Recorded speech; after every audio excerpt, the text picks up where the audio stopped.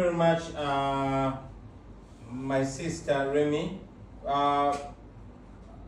You pointed at us changing our calls or hashtags or missions from stop social media taxing to running for president, and we say we are removing a dictator, and then to bring back our people and so on. And now saying no to corruption, and also, you know, embracing the march to parliament, fighting corruption. Why do we keep shifting? I don't think we keep shifting. You remember that in one of Mandela's books, he wrote and said that under a dictatorship, it is not the freedom fighters that determine their course of action. Their course of action is determined for them. You know, it is not as our mission was to change our country. You know, we want to change our country. And yes, we want to remove a dictator. And when we went to the election, we wanted to overwhelm the dictatorship. Yes, we won, but we were rigged out. And, you know, brutality was unleashed.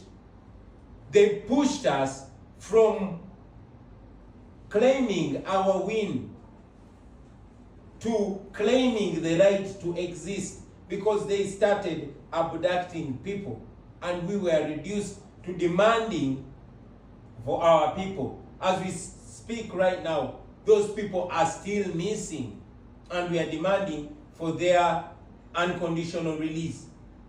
So it is what the dictatorship does.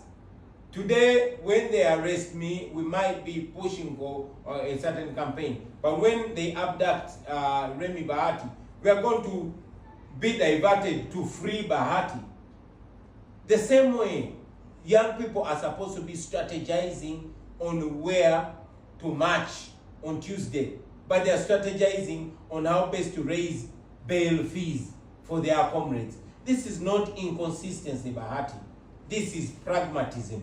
This is dealing with the challenges that they keep throwing to us. We are still on a mission to remove a dictator, unless, of course, if you're saying that we resigned to apathy and allowed General Museveni to rule us illegally and unconstitutionally. And we've not given up on that. But when you're demanding for a free and fair election, and then they abduct your person, and you know that most of the people they abduct, many of them are tortured, others are raped and sodomized in jail, you are reduced to grappling for the life of your comrade. So there's no inconsistency whatsoever, but it is demanding for the most immediate relief when it calls for it. I hope you're still there. And another thing, it would be really unfortunate if you reduce our fight against corruption to an internal fight. There's no internal fight in NUP. You all know that one of us was caught in a corruption scandal, and the NUP did what it promised. We stood firm on our principles and avoided double standards.